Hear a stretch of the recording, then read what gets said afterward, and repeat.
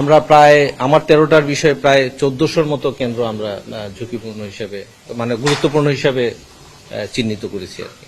এখানে যে static force মোতায়েন করা হবে সেখানেও সংখ্যায় বেশি থাকবে সাধারণ আসনের চেয়ে, এবং আমাদের যে নিরাপত্তা বাহিনীর যে অ্যাসেসমেন্ট আছে তারা ওই কেন্দ্রগুলোকে ফোকাস করেই তাদের যে ডেপ্লয়মেন্টটা সেটা ওইভাবেই তারা করেছে এবং এগুলোর প্রতি নজরদারি থাকবে, এবং আমাদের এক্সিকিউটিভ ম্যাজিস্ট্রেট যারা নিয়োজিত আছেন তাদেরকেও এই তালিকাটা দেয়া আছে এবং তাদেরকে বলা হয়েছে এগুলো যাতে বিশেষভাবে তারা নজরদারির মধ্যে রাখেন।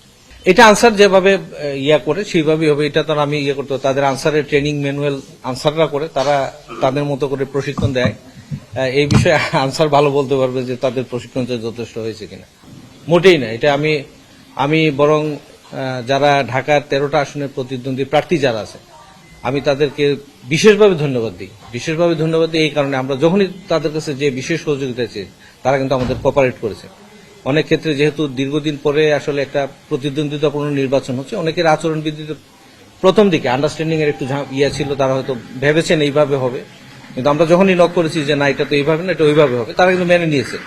আমি এখন পর্যন্ত প্রার্থীদের দিক থেকে এমন কোনো চাপ অনুভব করি নাই যে আপনারা কেন এটা আমাদেরকে বলছেন ভাইয়া। আমি তাদের প্রতি খুবই কৃতজ্ঞ যে তারা আমাদের শতভাগ সাপোর্ট করেছে।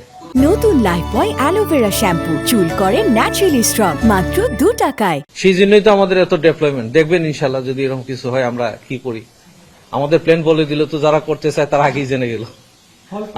আমরা মনে করি যে আমরা কনফিডেন্ট যে কোনো ধরনের সিচুয়েশন সামাল দেওয়ার মতো অবস্থা আমাদের আছে। পর্যবেক্ষকরা তাদের জন্য একটা গাইডলাইন আছে, তারা সেটা মেনেই কাজ করছেন। না, এমন কোনো গোয়েন্দা তথ্য নাই ঢাকাতে এমন কোনো হবে এমন কোনো তথ্য আমাদের কাছে নেই। এটা তো বলা মুশকিল ভাই। হ্যাঁ, এটা বলা মুশকিল। আমরা তো চেষ্টা করবো দ্রুততম সময়ের মধ্যেই নিতে।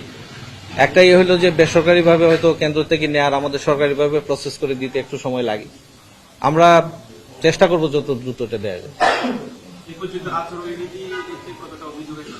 আমাদের প্রায় 52টা অভিযোগ আসছিল, আমরা সবগুলো অ্যাড্রেস করেছি।